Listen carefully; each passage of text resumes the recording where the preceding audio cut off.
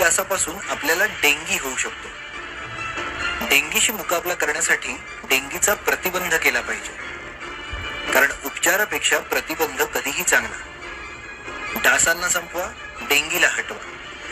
घरात किंवा घराच्या आजूबाजूला स्वच्छ पाणी साठले की त्यात डास अंडी घालतात आणि केवळ 7 दिवसात त्यातून नवीन डास तयार होतात. रुग्ण व्यक्तीस ताप येण्याच्या 1 दिवस आधी आणि ताप आल्यानंतर 5 दिवस विषाणूंची संख्या मोठ्या प्रमाणात असते. त्यावेळी त्या रुग्णास डास चावल्याने ते विषाणू त्या डासाच्या शरीरात प्रवेश करतात. मग हा डास एखाद्या निरोगी व्यक्तीस चावून हा रोग देऊ शकतो. अशा प्रकारे तीव्र तापाने ह्या आजाराची सुरुवात होते. आता पाहूया डेंगीची लक्षणं काय असतात.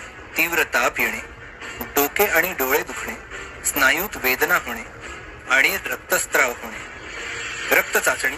कोणताही ताप अंगावर काढू नका, रक्ताची तपासणी करून घ्या. पहिल्या 5 दिवसात PCR या रक्त चाचणीने व नंतर एलायझा या रक्त चाचणीने आजाराचे पक्के निदान होते. या 2 चाचण्यांव्यतिरिक्त NS1 व IgM या शीघ्र निदान पद्धती रॅपिड टेस्ट सुद्धा उपलब्ध आहेत. पण पक्क्या निदानासाठी PCR किंवा एलायझा चाचणी करावी. 7 दिवसात पूर्ण डास तयार होतो, म्हणून आठवड्यातून 1 दिवस पुढील उपाययोजना करा. तसेच वैयक्तिक संरक्षण उपाय दिवसाही करावे. गप्पी मासे अळीचं कोष खातात. हे मासे पाण्यात सोडल्याने मोठा प्रतिबंधक उपाय होतो. तर यावर उपचार काय आहे?